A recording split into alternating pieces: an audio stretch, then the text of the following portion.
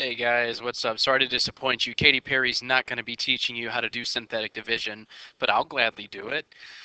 And this video is a continuation of the first video that I had you watch on dividing polynomials, but specifically in this video, we're going to just focus on synthetic division, which is a specialized technique of dividing one polynomial by another.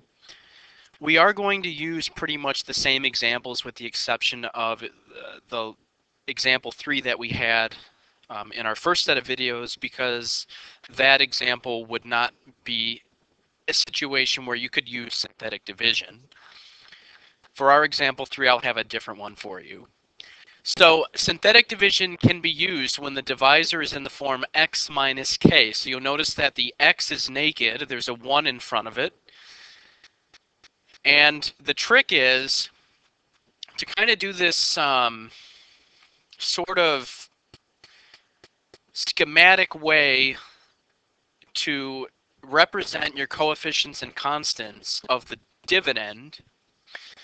And in this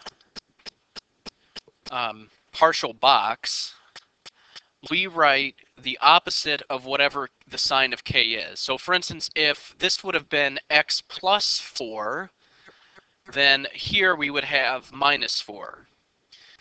And along that same row, we write the coefficients and constants of our dividend. So we have 2, that's the cubic part. Excuse me. That's the coefficient on the cubic part. Minus 7, that's the coefficient on the squared part. X, that's the linear part. We have negative 8, and then our constant term is 16. This example, fortunately, every power is represented, starting with our highest and going to the lowest, because we have 3's, 2z's, 1z's, no z's. If any power would have been missing in between the third power and our constant, we would have to write that in with a 0. So let's just get right down to it. Rather than talk about it, let's do an example together and see if we can make sense of this. First thing that I want to do is make sure that the problem that I'm being handed is a candidate for synthetic division. If we look at our divisor, what do we got there? We've got a naked m to the first power, perfect, followed by some constant, excellent. This is prime candidate to do synthetic division. So what is the number that's going to go inside this partial box? I need to take the opposite of whatever follows after the variable in the divisor. So my number is going to be negative 7. Now I need to write my coefficients and constants in order. When I say in order, I mean I'm talking about the powers, the exponents on the variables. I start with something cubic, then I go to something squared, something linear, and then a constant term. So I have 1, 1, right? 1, 1, negative 6, 42.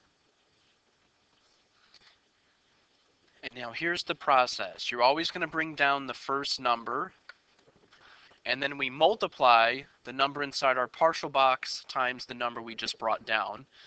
Negative 7 times 1, I guess I'll write that in. So multiply. In fact, I don't even want to use an x. I'm going to use a multiplication dot because I don't want us to think that's, I don't think you would think that, but I don't want us to thinking that that's a variable. It's not. It's time symbol. 1 times negative 7 is negative 7.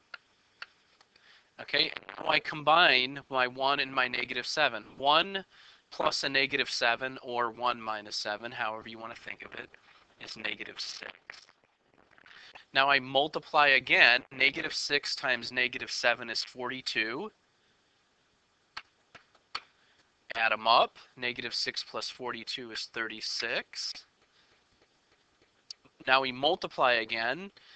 Negative 7 times 36 is what? Negative 7 times 36 is negative 252. And 42 minus 252, it's negative 210.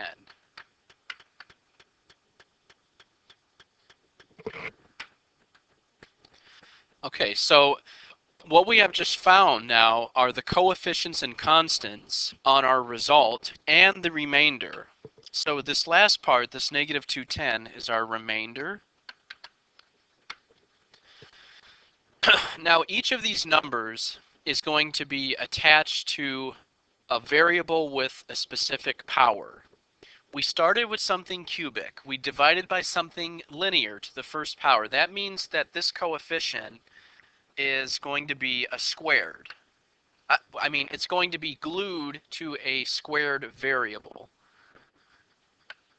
And then I just work my way down. This must be the coefficient on m, and then this must be my constant term. In other words, x to the 0. So twosies, onesies, nosies. And now let's write our answer, including our variables. We get m squared, 1m squared, I'm going to leave the 1 off, minus 6m, plus 36, plus my remainder, negative 210, over what I divided by. This is my divisor. Oops, not x, my bad. Right? Be consistent. My divisor is m plus 7. Right? And then if you were to go back to your notes and you look at dividing polynomials, the video that you watched before this one, you would see that this answer matches what we got before. And just to show that, let's go back to it. Let's go back to it. I'll show you. There it is right there in all its glory. We got the same answer with a lot less work, I might add. And that's the beauty of synthetic division. It typically is a lot faster. And with that said, let's go right into our next example. 4x cubed plus 50x squared plus 105x plus 56. We're dividing that by x plus 10. That's linear, and we have a naked variable. Perfect. It's linear because it's to the first power, and it's naked. So what's our setup going to be? Inside my partial box, I'm going to have negative 10 because I take the opposite of whatever this quantity is. So let's see, I have all of my powers accounted for, don't I? Because I have cubes, squares, to the first power, to the no power, to the 0th power. So let's write the coefficients and constants for 50, 105, 56. And now we can start going through our algorithm. What I would like you to do is to hit that pause button and try this out on your own. Let's do it. All right, then check it out. Look what I got. 4x squared plus 10x plus 5 plus 6 over x plus 10. All right, I did it. I hope you got the same thing. And if you wanted to check, you go back to your notes that we did in the last video dividing polynomials, you'll see that we got the same thing. But again, this is a lot neater, cleaner, faster. It's a very beautiful thing. I hope you would agree. And if not, hey, to each their own. That's cool too. No love lost between us. Last example coming your way. When I switch screens, I would like you to try the problem out on your own. Pause the video, try it out, and then check your answer, please. Away we go. Pause it. Pause it now. Well, well, well, check it out. Here's what I got. 6n to the 4th minus 9n plus 2 plus negative 7 over n plus 5. Let's quickly go over how I got that.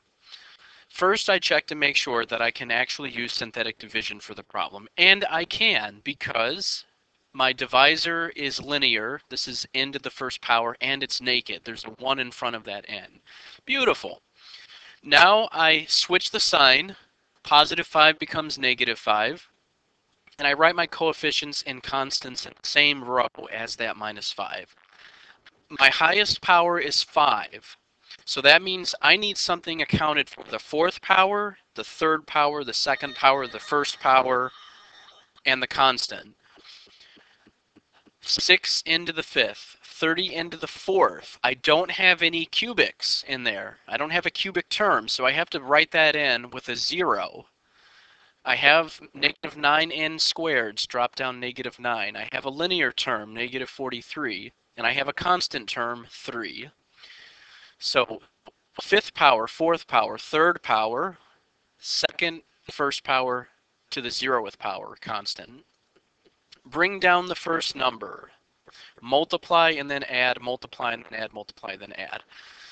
6 times negative 5 is negative 30. Add that to this 30, we get 0. 0 times negative 5 is 0. Add it to that 0, we get 0. 0 times negative 5 is 0. Add it to that negative 9, we get negative 9. Negative 9 times negative 5 is 45. Add that to the negative 43, we get positive 2. 2 times negative 5 is negative 10. 3 plus negative 10 is negative 7. And then I just write my answer using the numbers that I got from this algorithm. We started with something to the fifth power. We're dividing by something to the first power. That means this coefficient is going to be on something to the fourth power. So you're always reducing the polynomial by 1 degree that you're starting with, right? So if you start with something to the 12th power and you're dividing by a linear polynomial, you are going to end up with something to the 10th power, I think. I say I already forgot what I said. Ugh. Losing my mind, people. let me say it again in case I misspoke. Let's say that you were given something to the 12th power, and you're dividing by something that's linear, polynomial that's linear, like x minus 5. You would have your result be to the 11th power, because you're always reducing what you start with by 1 degree. Okay. One last point that I want to make. Sometimes you'll see books write the answer slightly differently. See how I have this plus negative 7? I could also write my answer like this.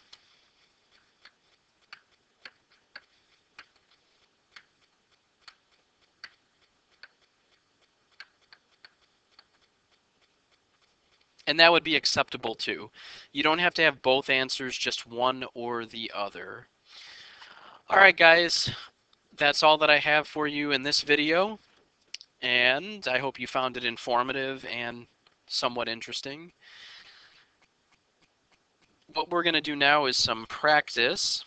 What I would like for you to do is to please bring me your notes so I can check them, and your Chromebook with the password page up so I can check your, so I can type the password in so you can do some practice now. And hey, why not? Why don't we just continue with a little bit more Katy Perry to close the video out. Ciao, amigos. See you later. Bye-bye.